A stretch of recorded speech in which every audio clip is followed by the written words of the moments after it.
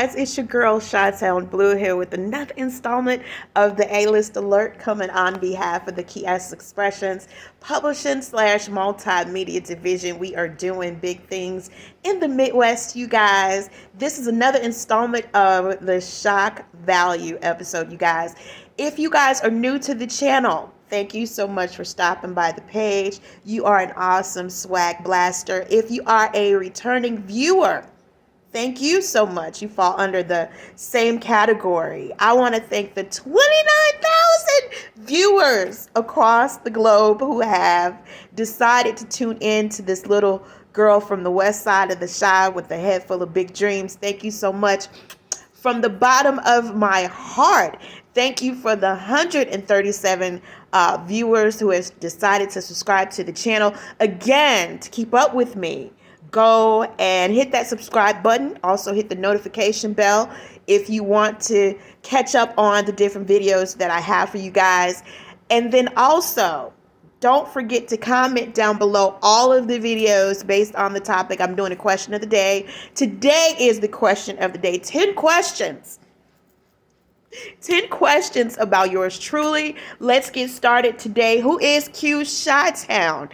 I am a product of the west side of Chicago, born and raised. I am the oldest of 2 children. And as a little child growing up, I was always surrounded by music, Earth, Wind, and Fire, Police, Phil Collins. And then later on, I was introduced to MTV. So that meant NXS, Madonna, Cyndi Lauper, Janet Jackson, DeBarge, New Edition, everybody, Jodeci, Boys to Men. My experience in music is global. I'm not just one-dimensional at all. Let's see, my first writing gig was at KKC, Kennedy King College. There were a bunch of articles that were going on through Chicago Sun-Times talking about our young people passing away, and it really just hit home for me. So I did an article, which was like an introduction to my film, which is called His Voice, His Movement, about the legacy of Michael Jackson and the Jackson dynasty, but it's coming from a female's perspective. And so what I did was I created a character by the name of Crystal Johnson, very innovative, spunky, no-nonsense type of young lady who had some trouble in her life. And she was on the verge of committing suicide. So I wrote about that. And what ended up happening was the editor of Kennedy King College said, no way, we can't publish it. You have to be so careful when you talk to people about their dreams and their goals in life. Because that editor refused to publish my work, I ended up stopping the art form for a long time. I never picked up a pen and pad because I felt as if I was the worst writer on the planet, and that wasn't the case. He could have came back and said, you know what, you're an awesome writer, but because the situation is so touchy, so graphic, we can't publish it. Maybe you can submit something else. That would have helped me tremendously. It shut me down so to the point where I never picked up a pen and pad again, and it was really heartbreaking. The most embarrassing moment, I've shared this a million times, I went on a horseback riding trip with my family, and my horse and my mom's horse got into a fight over the trainer's horse, who is a female horse. Got up on the horse, hind legs and everything, and we're screaming, and my dad, bless his soul, was down the trail with the trainer looking like John Wayne with his sunglasses on. So me and my mom, we joke about that all the time. Love you, Dad. Let's see.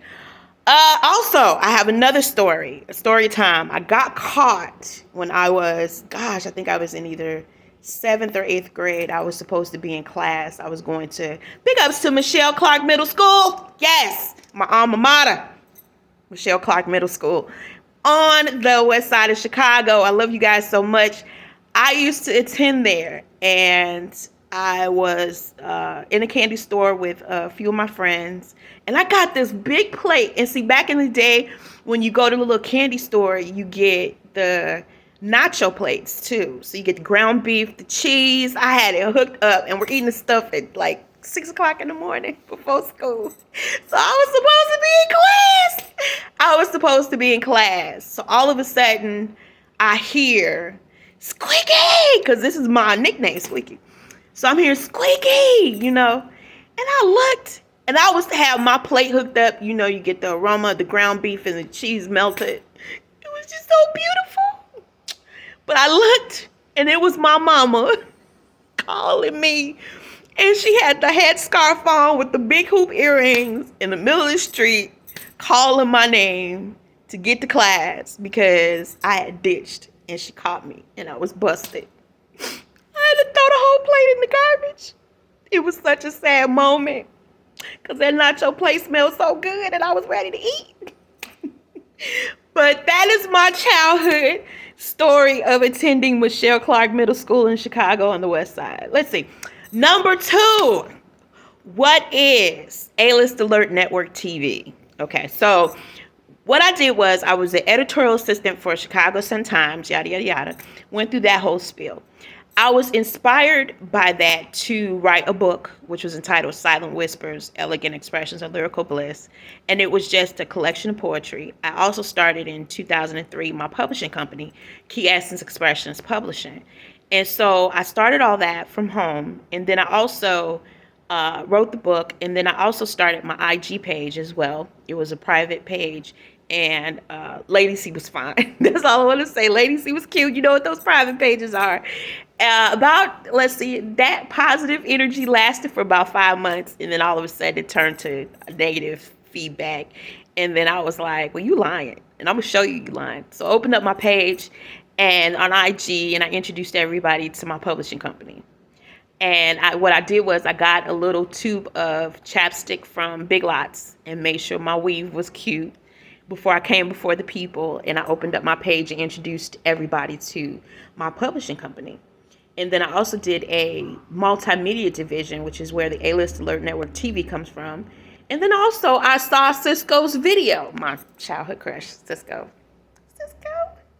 From Drew Hill. He had A-List with Walker. That video inspired me so much. So all of that mixed together, you come up with the A-List Alert Network TV. I had 3 segments for a show. I wanted to do an artist spotlight, which would house unsigned artists from across the globe, and it didn't matter what type of genre of music.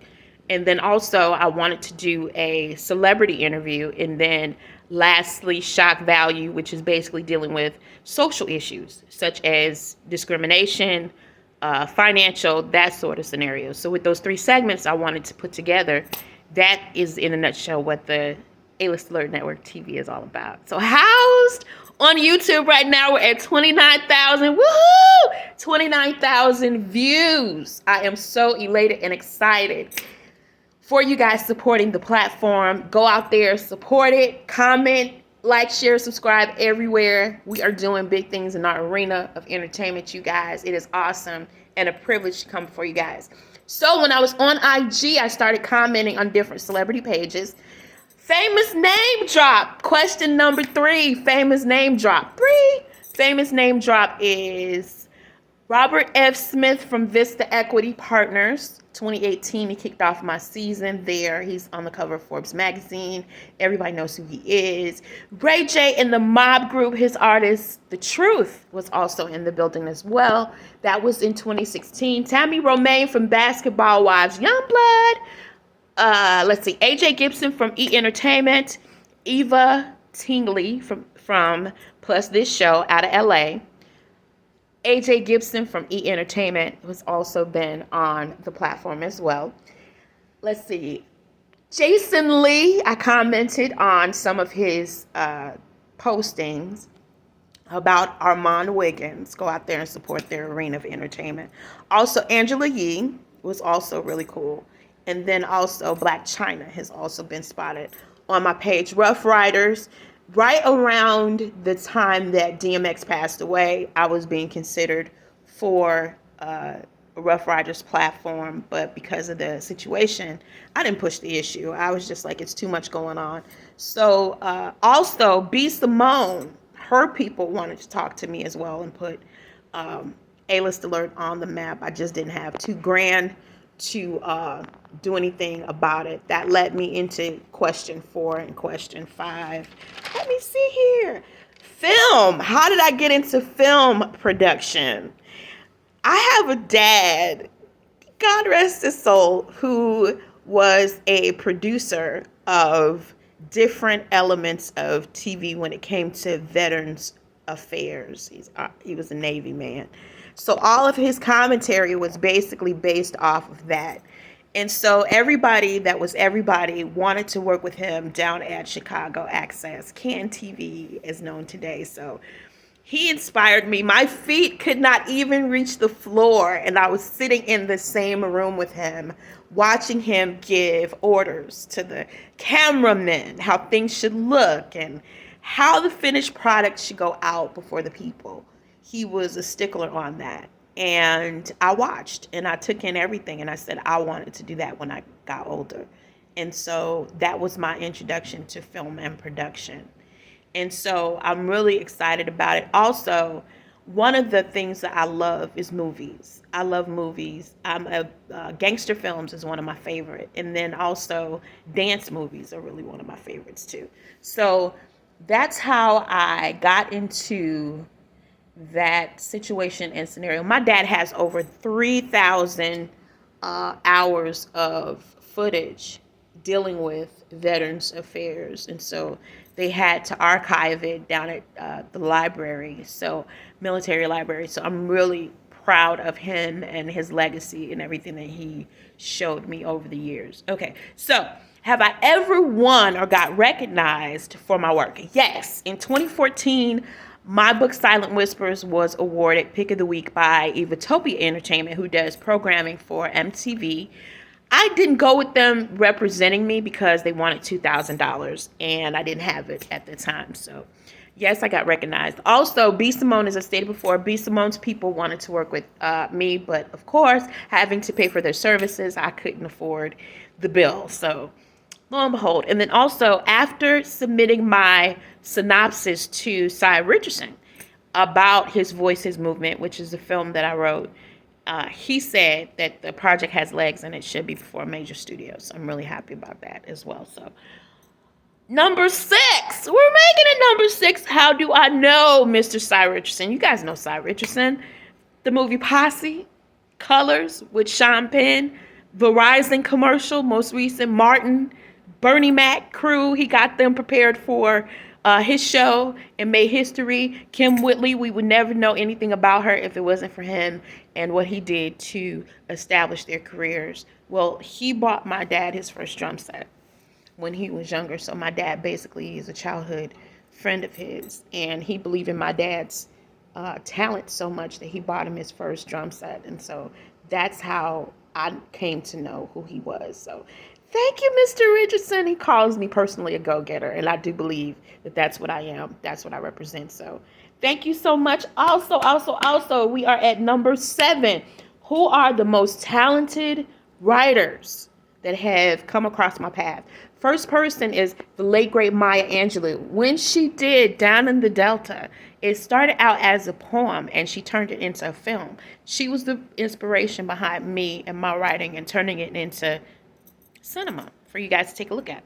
Also, I love the fact that Tyler Perry has done an awesome job, even though he has allegedly stolen projects. I still believe in his dream. I still believe in the fact that hard work will pay off in the end, and I do believe that very much so. So the two of them together have really inspired my writing on such an awesome level. Okay, number 8. Talented musical artists. Who do I like and why? There's 2. One, as you guys know, I'm a huge fan of Janet Jackson. I mean, she is just the epitome of creativity. She is the longevity. She is the earth, the breath, the life of music.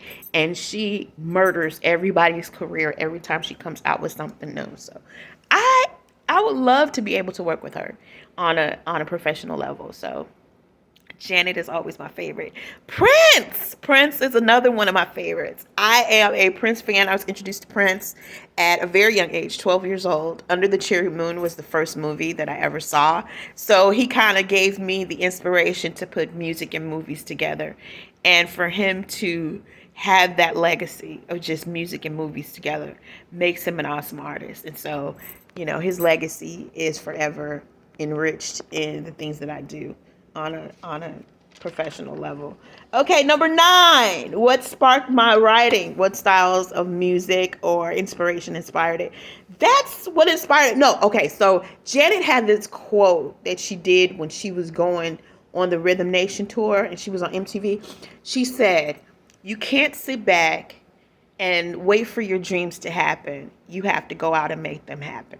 That is the quote that I have structured my business over. You know what I'm saying? It really helps to know that you have what it takes to be successful, especially from a legacy like the Jackson Dynasty coming from the Midwest, Indiana. That's going from nothing to success, and it wasn't overnight. And so for her to say that, that inspired my writing as well. And then Under the Cherry Moon has really been an inspiration to me as well. Okay, so 10. We made it to number 10. Number 10 question on it. What is my lyrical legacy? And this is what I wrote. I said, I want the world to remember me as being innovative and seeing the world and civilization as a melting pot, like for change, direction and wisdom. Also, that through my artistic efforts, my message of freedom through self-expression and love will manifest and live on beyond me. So that's what I wrote down to kind of sum everything up about me. Again, I'm coming back with 10 more top questions.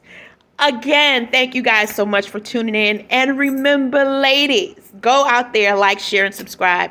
And remember, ladies, if you are a part of the Curve Nation, are we little girls? Hell no. So do we tap on doors? Hell no. If you are a part of the Curve Nation, ladies, remember to kick that bitch off the hinges. Love you guys. Take care. Bye.